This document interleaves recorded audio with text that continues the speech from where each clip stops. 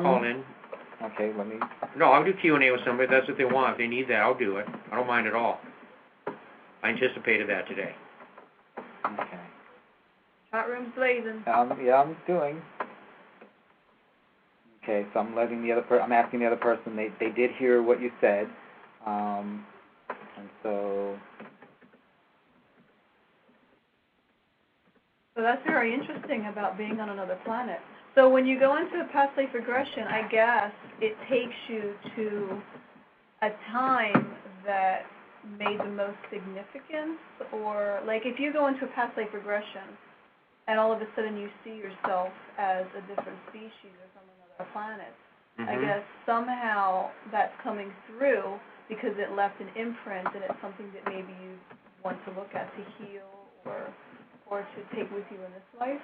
Oh, absolutely. You'll go where you're supposed to go. You know, it is trusting, and it's trusting that you'll go to the place that you are supposed to be. In your past life regression, what is the farthest out? How many, thousands or hundreds of years have you gone back? I had a woman that went back 5,000 years. 5,000. She was a Babylonian priestess. Oh, wow. That must have been fascinating. Any on Atlantis or Lemuria? No. No. No, I haven't had that yet. Was she very descriptive about her lifetime at that time? No, she wasn't that descriptive. But she definitely said afterwards that for her, at the time, was a vivid experience. And she was very, very impressed by it. Wow. Amazing. No, it is, to go back that far. Wow. It really is.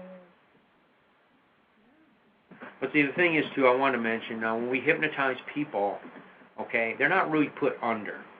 Okay, you're not under. This is the thing. People think that you got to be like in this super deep outer state that you're in danger, that you won't come back because you got to be so far out of it that we're putting you under. And really, modern hypnotists don't even really like that term. We don't use the term putting somebody under. Okay, because for one thing, we're not anesthesiologists. Okay, at least not most of us. I mean, there are hypnotists that practice pain control anesthesia. That's a legitimate practice. Okay, but even for that, you don't have to knock people unconscious to use hypnosis for pain control. Clients remain conscious. Clients are in control. If I were to touch the client, which I don't, but if I were to walk up and tap them on the shoulder, they'd feel it. If somebody were outside of the office making noise, they'd hear it. If I knocked something over in the room, they would know it. But the thing is, they're so relaxed and so at ease, they don't care. So they're familiar with their surroundings. They know where they're at. Yeah, they know. They pretty much, most of the time, they know where they're at. Now, some people really, really do go deep. And, I mean, they will go into a virtual reality mode. Okay, and I have seen that. Like, I've had one person that, if I told her, walk down the set of, walk through the time tunnel or walking down the stairs to go deeper, she actually moves her legs. Like she's... Really? Yeah. Yeah. I mean, she's totally wow. deeply into it. Okay? That's a very, very deep subject. But again, you don't have to go that deep. You can do the stuff in a relatively light state of trance and get some decent results. I would think age regression would be, what's the word, I guess, you get a quicker response going into an age regression other than a past life regression. Maybe, maybe not. Depends. Really? Well, it could be either way? I would have to say either way. Really? Okay, because a lot of people have really sealed up their childhoods. They really, really have a block against it because they had a bad childhood, because they got abused verbally or physically. That's not going to lock or key, but they might be able to go back to the War of 1812 or something, So, no, I wouldn't be shocked if a person, I couldn't get them back to a memory at age 5, but they were going right back to something from hundreds of years ago. I'm going to go ahead and pick up on Phil. Oh, great. Go ahead. Put him through. Phil, are you there? Yes, I am, sir. How are you? We're doing good. You're talking to Rashid, Holly, and Lori, Third Eye Live, and our guest here, Bob Decker. Hi, Phil. Hi, Bob. How are you? I'm doing great. Thank you. Great. Do you have a question for us? Yes. I spoke to a gentleman by the name of Dennon Brinkley, and he told me that I had 2 guides, and one was a male and one was a female, and he couldn't exactly determine which was which, but one was 300 years older.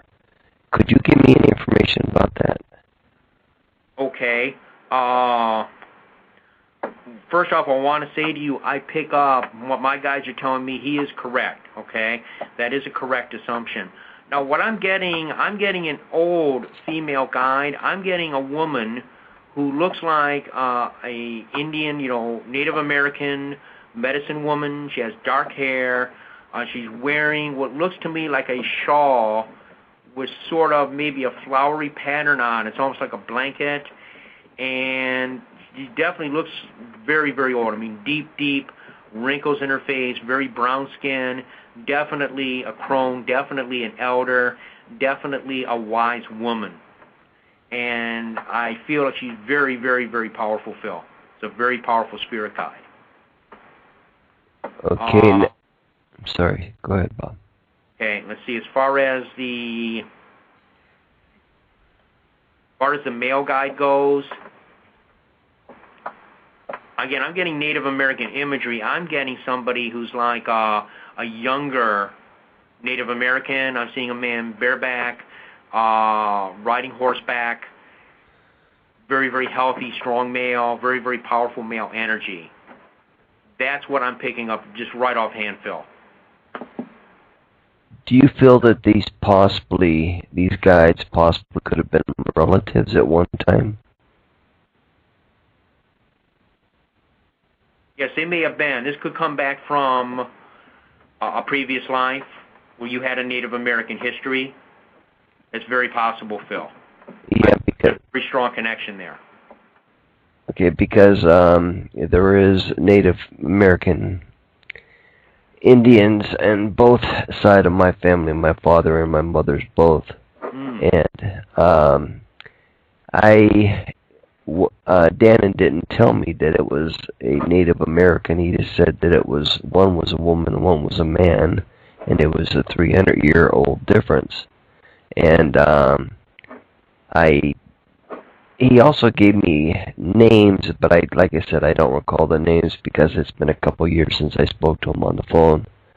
But did you pick up any names, anything like that? Are they still with me now? The guides, yeah, I have no doubt that the guides are still with you. The female, I'm getting something like a Shanita, something like an SH type of name is coming through for her. The male, I'm just going to be honest, I'm not getting a name for the male, but the female, I'm getting like an SH, like a Shanita, something like that is what's coming to my mind. Okay, do they appreciate and do they condone me blessing the house with sage, my house, and my sisters and my other family member? Excuse me, my chest is kind of tight right now. Other family members, do they condone that? Yeah, I believe they do. I don't pick up any opposition to that. You may also want to bless some water. Okay, you don't got to go out and buy holy water, but like bless some water and sprinkle that in the home as well. I feel that'd be even better for some reason. That came to my mind. They would especially like it if you use like blessed water to cleanse the home, but I'm not getting like it's a bad thing for you to use sage. Okay, because I was told by another friend of mine, Curtis Foltz, he told me to drink a lot of water because of my problem that I was having with my my stomach area, and he just said keep drinking water and keep drinking water. And then another person told me to try wheat, grass, and alfalfa to go into the organic stuff, which I have been doing, and I've been feeling better with that also, instead of using not over the counter, but prescription antibiotics, because I had bacterial infection that it had me